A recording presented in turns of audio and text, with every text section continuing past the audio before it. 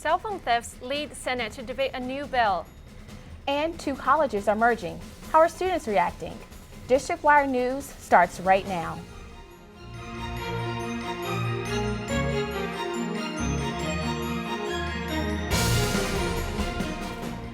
Hello, I'm Lola Young. And I'm Taylor Shaw. Cell phone thefts are on the rise, especially on the metro. Lawmakers are coming up with new ways to protect your cell phone. Hafsa Kamal has the story. Police reports say cell phone robberies happen at least twice a day. Robberies caught on camera have even made their way to YouTube. So, Representative Barbara Mikulski says she's co-sponsoring a bill that would require cell phones to have a mandatory kill switch. The bill would require all cell phones imported or sold in the U.S. to have software that would deactivate it over the internet. The phone would be worthless to the thief. Many cell phone carriers don't agree with this bill. The Wireless Industry Association says cell phone carriers should be free to create their own theft protection. And others just don't find kill switches necessary. The purpose of a kill switch is so that whoever steals your phone cannot use it. But really, it's just a matter of calling it in after it's stolen, and it's almost like the same service is provided. Metro Transit police have another bit of advice. Thefts can be prevented if riders simply pay more attention to their surroundings. For District Wire News, I'm Hafsa Kamal. A double shooting near the Congress Heights Metro station ends in the death of a teenager. Both victims were rushed to the hospital last night. Officials from the Metropolitan Police Department say one of the victims was pronounced dead this morning after a gunshot to the chest. He was 18 years old.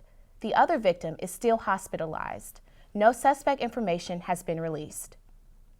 The rate of new foreclosures in Maryland is increasing. Monica Filler has more on the story. Across the country, foreclosure rates are declining, but Maryland stands out as the state with the highest rate of new foreclosures in the last quarter. In a report issued by the Mortgage Bankers Association last week, about 1% of all home loans in Maryland were seriously late and referred to a foreclosure attorney. Maryland is one of about 22 states that uses a judicial foreclosure process, which means foreclosures have to be approved by the courts. As a result, Maryland has a slower foreclosure process than most states. From about 2010 to 2012, foreclosures actually really slowed down in Maryland because they were changing the laws to allow for mediation to give homeowners more rights. But the disadvantage to that is now foreclosure rates are actually kind of soaring in Maryland and in Prince George's County. About half of the homes in Prince George's County are underwater, meaning people owe more than their house is worth. Homeowners facing foreclosure do have rights. Maryland's going through more foreclosures right now, but the reason is that homeowners now have more rights. It slowed down the process to give homeowners more rights. So homeowners who are in foreclosure, it's really important to take advantage of mediation.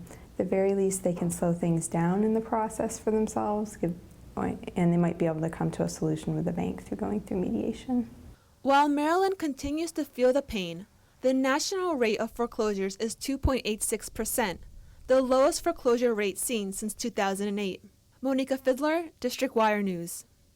Maryland senators are making progress in the decriminalization of marijuana.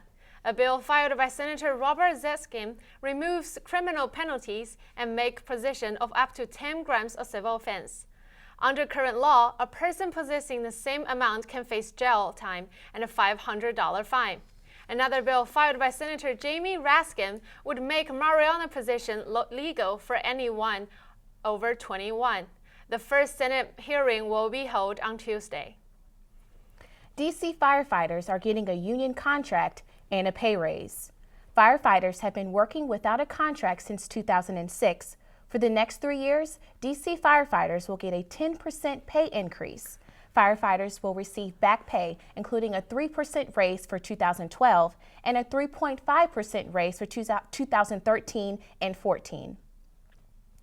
Millions of dollars are missing in scholarship funds for DC students. An audit of the DC Tuition Assistance Grant Program shows $10 million are unaccounted for. The federally funded program provides tuition assistance for DC students to attend schools outside of the city. The program cannot show how millions of dollars have been spent since 2004. The audit also found several weaknesses in the management of the program. Another American University Eagle is flying high in the district and gets a big endorsement from the Washington Post. Deontay Smith has more. The Washington Post is endorsing Muriel Bowser for D.C. mayor in this upcoming election. The Ward 4 council member has served here since 2007. D.C. residents say this could make a big difference in the upcoming race. It could make a difference because Washington Post has a lot of influence here in Washington, D.C. However, the voting public vote their conscience and do their research.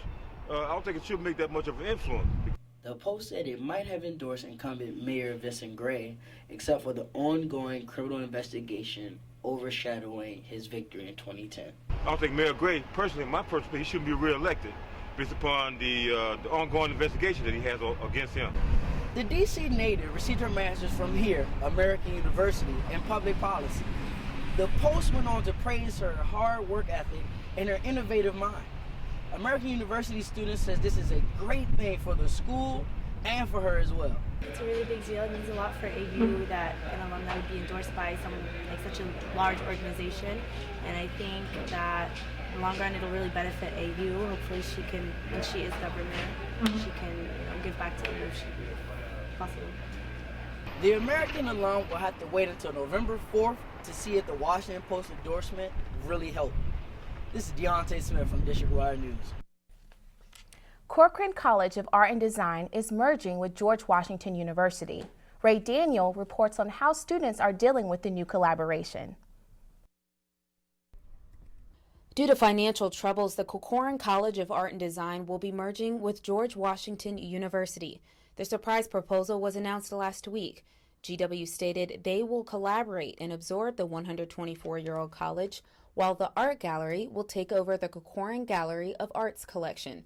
And even though Corcoran College will be merging with George Washington University and potentially increase its numbers, students are still concerned whether or not this will be good for the future. A lot of the audience that were drawn to Corcoran art students, obviously. I think GW is going to lose that audience, and so it's not going to be as strong of an art program as they hope it will be because GW isn't an art school.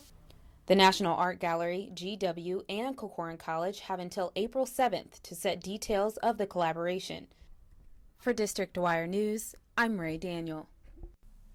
In Virginia, 11 candidates have announced that they will run for the Democratic nomination, replacing the retiring congressman. The congressional district have almost 800,000 people and will cast 10,000 votes.